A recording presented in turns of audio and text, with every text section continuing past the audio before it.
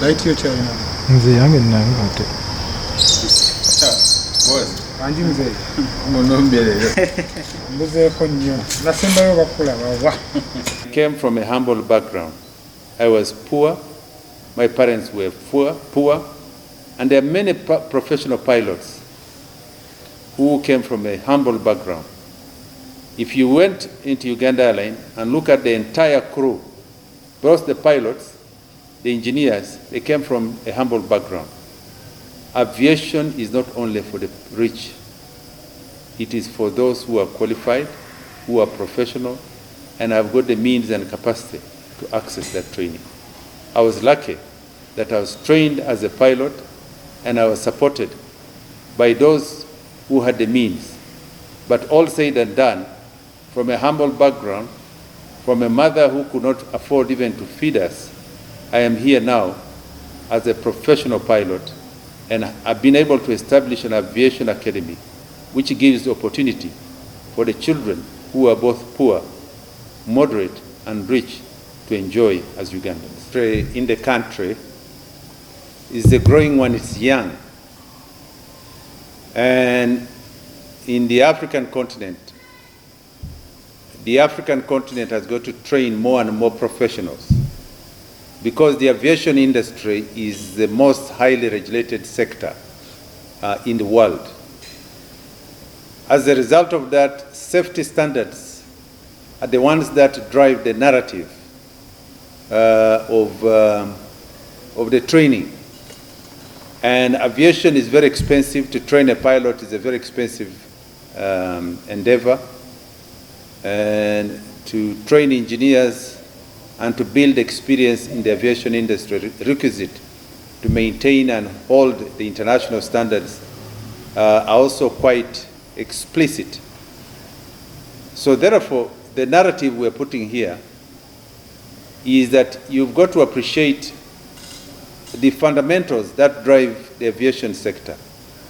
And that's why countries like Kenya that have invested heavily in training have in the spur of driving it, Kenya Airways as an aviation academy where they train their professionals.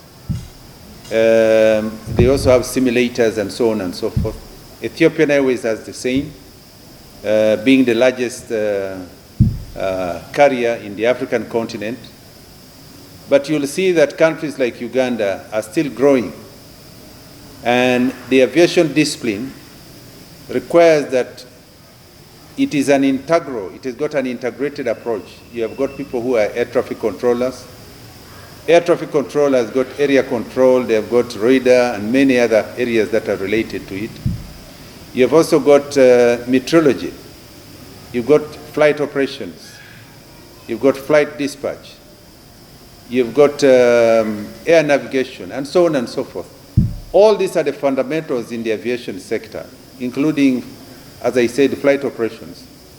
So, in order to ensure that these areas achieve their core objectives, and we can now be able to absorb the personnel to drive and to manage this sector, you've got to build the requisite training capacity. And that's why we have been able to endeavor to build one of the most outstanding and leading training academies in the country. Uganda Aviation Academy has got a board chaired by Captain Babu, and we've got a professional board that has got pilots, engineers, and entrepreneurs who are inside it, including lawyers who are specialized in air law or aviation law. And these are all factors that drive and prime the sector. Our students have built what you call an outstanding career. We've got students in the last 12 years who are now working with or for Qatar Airways, Emirates, Etihad. We had an Indian girl who trained with us, is now with Air India. We have got students who are working for Air Rwanda. We have got students who are now working for Kenya Airways. Recently, we had a student who was Miss Buganda, and she joined us. And under Miss Uganda arrangement, she's now flying for and training in American Airlines in Dallas-Fort Worth area. This is a fundamental achievement because to see that our students can qualify and join professional airlines of international repute like American Airlines, Emirates, Qatar, and so on and so forth, Air India. It shows that our standards are high. Why? Because we are affiliated to IATA, the International Air Travel Association in Montreal, Canada. We work in accordance with the standards of the International Civil Aviation Authority, working with our aviation regulatory body here, the Civil Aviation Authority, CAA, and we've got many other affiliates that we work with. Our training is being driven by some of the most professional people in the aviation sector. So in order to fill these professional gaps that are in various disciplines in the aviation sector, which embody the aviation sector in the Ministry of Transport and in the Civil Aviation Authority, we are building day by day this capacity by training and cabin crew, people in aviation security, AVSEC, flight operations. We've got people who are training in cargo handling, passenger handling. We are shortly introducing and putting together pilot training and power plant or engineering. These are all areas that the country needs to move in, and this is a private sector-led and driven initiative. We complement the other organizations or the other institutions. So in my drive, we want to see that as professionals, we build a foundation for the country, for the young people, who can now be able to get access to jobs of international standards. And that can only be done by a professional approach, and that's why we don't compromise with the standard in training. We ensure that we maintain the highest level and caliber in training to ensure that Uganda gets the best, and Uganda leads and the rest follow. All the other aviation-related sectors, including the private charter companies. So, Uganda Aviation Academy is on the pursuit of professionalizing aviation in the country and in the region. And we have students who come from Ethiopia, who come from Eritrea, who come from Somalia, Rwanda, Kenya, Tanzania, DRC Congo, even Sudan, South Sudan, and so on and so forth. This becomes a one-stop center for training in the African continent. There's a very huge catchment of very professional pilots. And you have seen President Museveni praising the pilots and the professionalism in the Uganda aviation industry, especially Uganda Airlines. To see that the whole entire crew who fly the Bombardier, the CRJ 900 ER, are all Ugandans. From the deck, cabin crew engineering is a major achievement for this country. I want therefore to say that for the President to give kudos, to endorse the professionalism in Uganda Airlines, it is out of the training, the capacity. And we will continue to build this capacity in the country. You will see that even the most and the latest equipment, like the Airbus, that we are flying now, most of them, the crew, are Ugandans. And this is a fundamental achievement as we continue to expand the equipment in terms of the aircrafts, the maintenance, all this being done by nationals. This to me shows that the country is growing the aviation industry day by day, block by block, And I'm proud as a professional to give and salute my comrades who are pilots in Uganda Airline, who are engineers in Uganda Airline, the cabin crew in Uganda Airline, and in the African continent. I want to assure you that Africa is on the rise, and aviation is the future of the expanding intra-Africa trade, because to move our people from country to country, you need aircrafts, you need infrastructure, and air transport is part of the transport infrastructure in the African continent. Aviation industry being managed by the Civil Aviation Authority, some with the meteorological, are not fully staffed. It is because of the revenue streams. You cannot, some may be about 70%, just like the medical staff. You cannot expand the cost of public administration. You must have the revenue streams to be able to recruit them and pay them.